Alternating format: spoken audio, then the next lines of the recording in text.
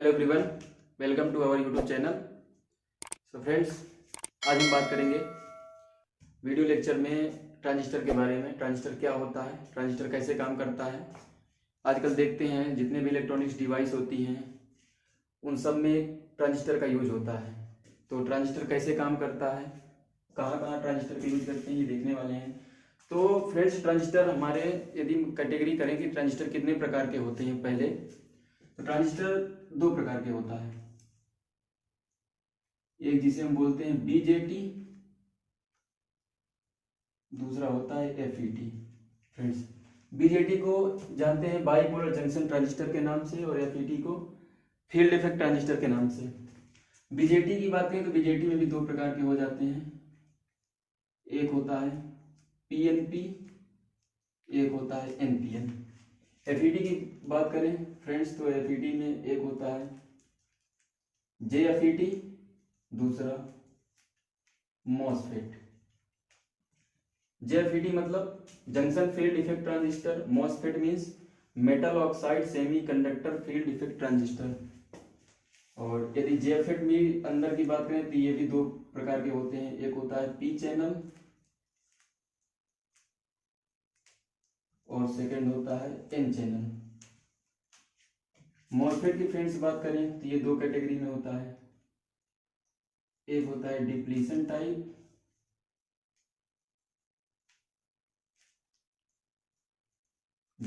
Type MOSFET और दूसरा होता है इनहांसमेंट टाइप मॉसफेट। फ्रेंड्स, इन दोनों में भी यदि कैटेगरी करें तो इन दोनों में भी दो दो प्रकार के हो जाते हैं। एक पी चैनल और सेकंड एन चैनल।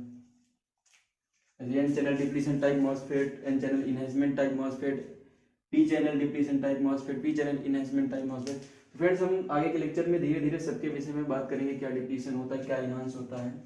सो आज के लेक्चर में हम बात करेंगे बेसिकली कि बीजेटी क्या होता है फ्रेंड्स, बाइपोलर जंक्शन ट्रांजिस्टर के बारे में। तो चलिए शुरू करते हैं बाइपोलर जंक्शन ट्रांजिस्टर के बारे में।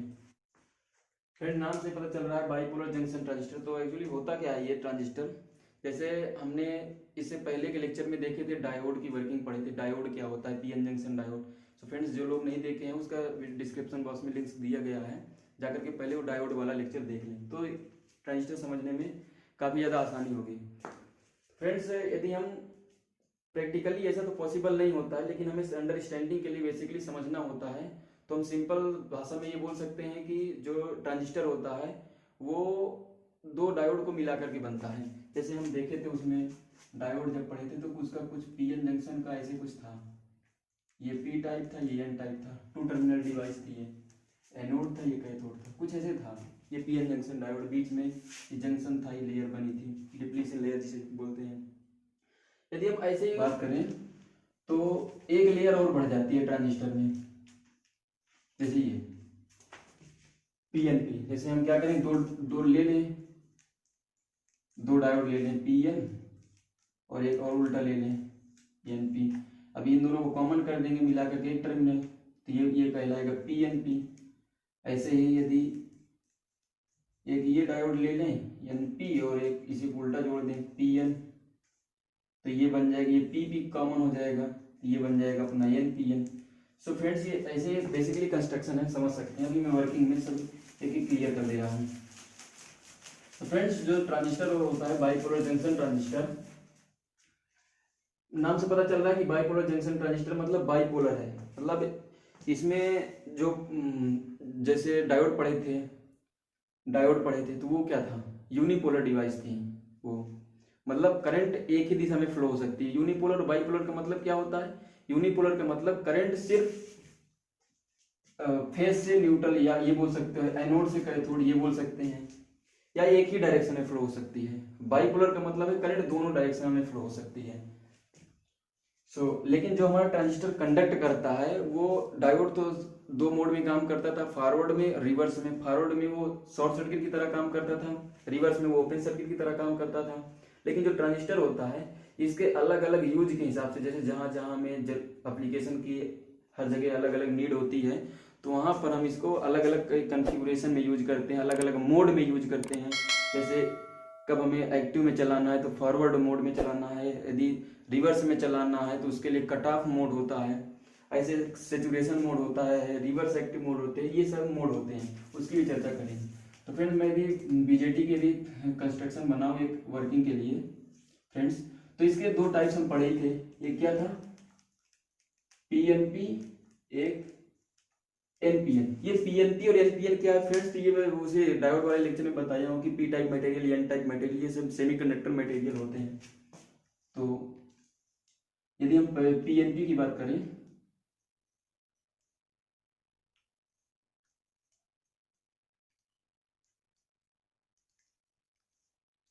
पीएनपी फ्रेंड्स इसके तीन टर्मिनल होते हैं, एमीटर, बेस एंड कलेक्टर, जैसे डायोड के एनोड और कैथोड। तो हम पीएनपी ट्रांजिस्टर की बात कर रहे हैं। सो फ्रेंड्स अब ये सेमीकंडक्टर में डिवाइस है, तो ये सेमीकंडक्टर मटेरियल से बना है पीएन और पी। जो इसमें वर्किंग हम देख रहे हैं, तो इसमें जब ये एक्टिव मोड में कब काम करता है, ऑन कंडीशन में। अच्छा इससे पहले मैं क्लियर कर दूं कि डायोड का यूज जैसे कहाँ कहाँ हम लोग करते हैं, किस लिए करते हैं। डायोड बेसिकली डायोड का यूज होता है सिग्नल को एम्पलीफाई करने में। दूसरा यूज होता है ये स्विचिंग का भी काम करता है, ऑन ऑफ, ये स्विचिंग का भी काम करता है इलेक्ट्रॉनिक सर्किट में। तो इसके दो होते हैं, एक तो स्विचिंग के लिए, ये फ्रेंड्स काफी ज्यादा पूछा जाता है, और दूसरा एम्पलीफिकेशन के लिए।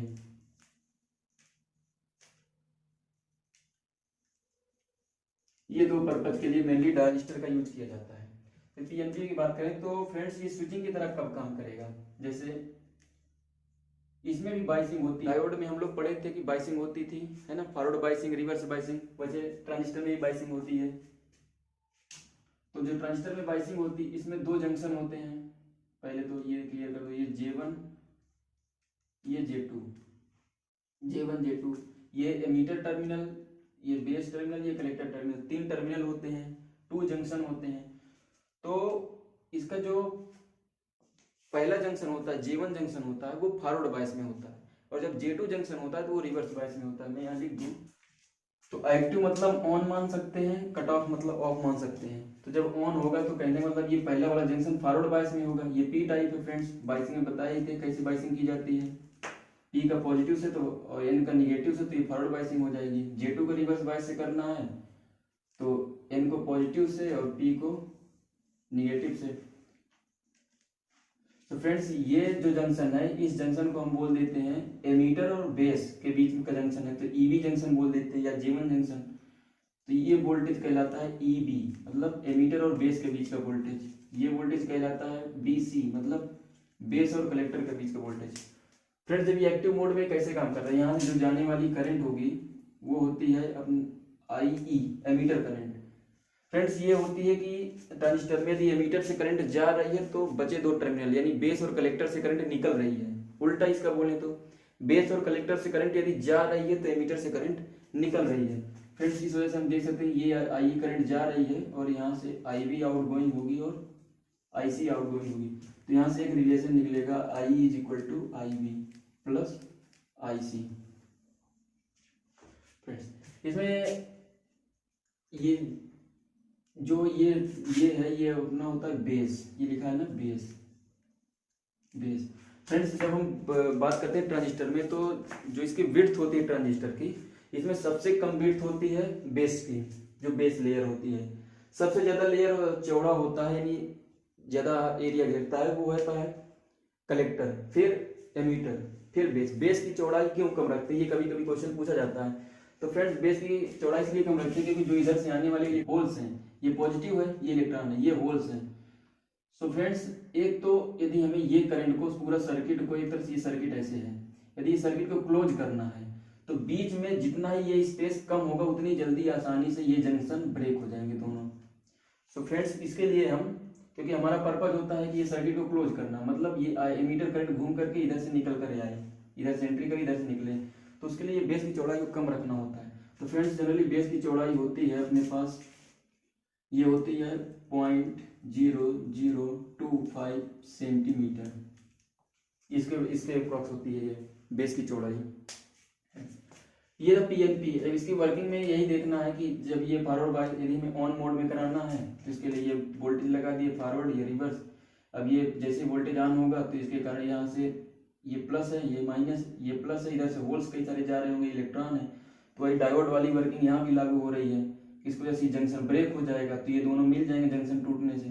फिर ये वाला रिवर्स बायस में इधर से देखेंगे तो ये इलेक्ट्रॉन जा रहे हैं, यहाँ पर कई सारे होल्स हैं, और इधर से ये वाला होल्स है, ये टर्मिनल फ्रेंड्स। तो ये जंक्शन ब्रेक हो जाएगा, ये जंक्शन ब्रेक हो जाएगा तो करंट हमारी फ्लो हो जाएगी, तो ये काम करने लगेगी। यदि हमें इसको कट ऑफ मोड में लाना है तब हम ये पोलैरिटी चेंज कर देंगे। कट ऑफ मोड के लिए दोनों को रिवर्स बायस कर देंगे, दोनों को फॉरवर्ड में कर दिए तो ये सैचुरेशन मोड में काम करने लगता है फ्रेंड्स। यदि हम इसके सिंबल की बात करूं तो जैसे पीएन, ऐसे सेम एनपीएन के लिए भी है, ये लेयर चेंज हो जाएंगी, वैसे ये पोलैरिटी चेंज हो जाएगी। यदि हम सिंबल की बात करें फ्रेंड्स तो ये सिंबल ऐसे होता है, ये फ्रेंड्स, ये होता है अपना बेस, ये होता है एमीटर, ये होता है कलेक्टर। ये जो एरो इंडिकेट कर रही है, ये कर रही है कि करंट, ये हमारा ट्रांजिस्टर किस टाइप का है। करंट जैसे बाहर की ओर जा रही है तो इससे पता चलता है ये हमारा ट्रांजिस्टर है एनपीएन। और दूसरा पीएनपी के लिए करंट, ये बेस हो जाएगा, करंट अंदर की हो जाएगी, इनलेट होगी। ये एमीटर किस टर्मिनल से होगी, यहीं से देखते हैं फ्रेंड्स, एमीटर को ही बेस मान कर, क्योंकि यहाँ से देखो ना एमीटर से करंट अंदर जा रही है तो इसका मतलब इन दोनों से करंट क्या हो रही है, बाहर निकल रही होगी। ये अपना कलेक्टर होता है, तो ये होता है अपना पीएनपी के लिए फ्रेंड्स। ये होते हैं, इनका सीधा सा तरीका ये है कि पी में एनपी मतलब प्रवेश कर रही है, एनपीएन मतलब निकल रही है, तो करंट यही होता है। जनरली से क्वेश्चन बनता है, कभी कभी एग्जाम में पूछ लेता है ये सिंबल से फ्रेंड्स। तो ये था बीजेटी। अब ये इसकी कई सारी प्रॉपर्टी हैं, जैसे बीजेटी है तो ये मेनली ये आई बराबर आई बी प्लस आई सी, ये मेनली करंट कंट्रोल डिवाइस होती है। तो जो बीजेटी होती है, क्योंकि ये पूरा ट्रांजिस्टर हमारा कंट्रोल होगा एमीटर करंट को कंट्रोल करके, सॉरी एमीटर करंट नहीं, पूरा ये बेस को करंट को कंट्रोल करके हमारे पूरा ट्रांजिस्टर में चलने वाली करंट कंट्रोल होगी। इसलिए ये जो हमारा बीजेटी है ये बाइपोलर जंक्शन ट्रांजिस्टर होता है और ये करंट कंट्रोल डिवाइस है। अभी उसी में बात करते थे, इधर जब टाइप्स बताए थे तो उसमें बताए थे एफईटी क्या था, वो वोल्टेज कंट्रोल डिवाइस होता है फ्रेंड्स। ट्रांजिस्टर में भी अब कई सारे कॉन्फ़िगरेशन होते हैं, जैसे यही जो ट्रांजिस्टर का था ना सिंबल, यही है ट्रांजिस्टर मान लीजिए। तो ट्रांजिस्टर में कभी बेस को कॉमन कर लिया जाता है सेंटर में, कभी एमीटर को सेंटर में कर लिया जाता है, कभी कलेक्टर को सेंटर में कर लिया जाता है। तो इस हिसाब से सर्किट में जब हम यूज करते हैं तो ट्रांजिस्टर के कई सारे कॉन्फ़िगरेशन मोड में यूज करते हैं। तो जैसे कॉन्फ़िगरेशन मोड में, जैसे हम जब कॉन्फ़िगरेशन मोड की यदि हम बात करें तो पहला हो जाता है जब हम बेस पे से यहाँ देखो ना तो बेस कॉमन है तो इसे हम बोल देते हैं common base mode, common base, short में बोल देते हैं सीबी कॉन्फ़िगरेशन। दूसरा यदि बात करें तो वहां पर हो जाएगा कॉमन एमीटर, जिसको शॉर्ट में सी मोड बोल देते हैं। तीसरा कॉमन कलेक्टर फ्रेंड्स। तो अलग अलग ट्रांजिस्टर में अलग अलग तरीके से सर्किट में यूज होता है। जैसे कुछ स्पेशल केस होते हैं जहाँ पर हमें इन्वर्टर है, जगह जो ट्रांजिस्टर होता है उसको इन्वर्टर की तरह यूज करना होता है, तो वहाँ पर हम लोग कॉमन एमीटर मोड का यूज कर लेते हैं, मतलब एमीटर को बेस मान लेते हैं, कॉमन कर लेते हैं, कलेक्टर को आउटपुट, बेस को इनपुट। ऐसे जब हमें इम्पीडेंस मैचिंग करानी होती है तो वहाँ पर हम कॉमन कलेक्टर का यूज कर लेते हैं फ्रेंड्स। इस प्रकार से कई सारे कॉन्फ़िगरेशन यूज होते हैं और फिर उनसे कई सारे क्वेश्चन बनते हैं कि ये एम्पलीफिकेशन फैक्टर क्या होता है, वोल्टेज गेन क्या होता है, किस कॉन्फ़िगरेशन में सबसे ज़्यादा वोल्टेज गेन होता है। तो फ्रेंड्स मैं भी थोड़ा सा बताऊँ यहाँ पर। तो सबसे पहला कॉन्फ़िगरेशन उसमें से हम लेते हैं कॉमन बेस मतलब सीबी। तो सीबी की बात करें तो पहले सिंबल क्या था, हम एक को लेकर चल रहे हैं, मान लीजिए पीएनपी ट्रांजिस्टर लेकर के चल रहे हैं, तो पीएनपी का ये सिंबल होता है, ये कलेक्टर, ये बेस, ये एमीटर। तो हमें कॉमन बेस है तो कॉमन बेस करना है तो उसका कॉन्फ़िगरेशन सर्किट में ऐसे लगाते हैं, ये बेस,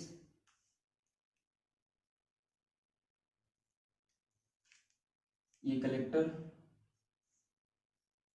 ये एमीटर।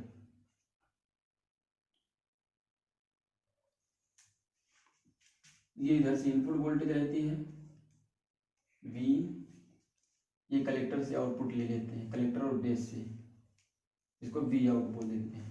फ्रेंड्स ऐसा यूज होता है सर्किट में, ये कॉमन बेस का था।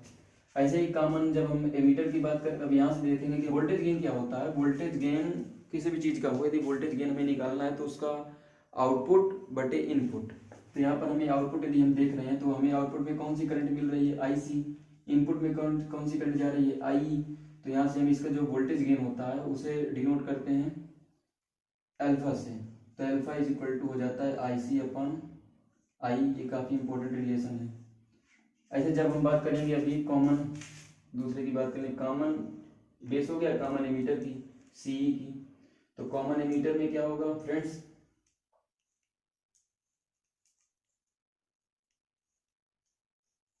ये कलेक्टर है, ये एमीटर है, ये बेस है। तो यहाँ से बेस और एमीटर ये इनपुट का काम करेंगे और कलेक्टर और एमीटर ये आउटपुट का काम करेंगे। तो यहाँ का जो वोल्टेज गेन होता है उसे हम बोल देते हैं बीटा से। तो बीटा निकालेंगे तो beta is equal to output current कितनी है IC बट्टे इनपुट करंट कितनी है IB।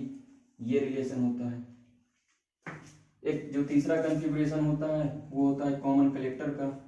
कॉमन कलेक्टर में कलेक्टर को कॉमन कर लेते हैं,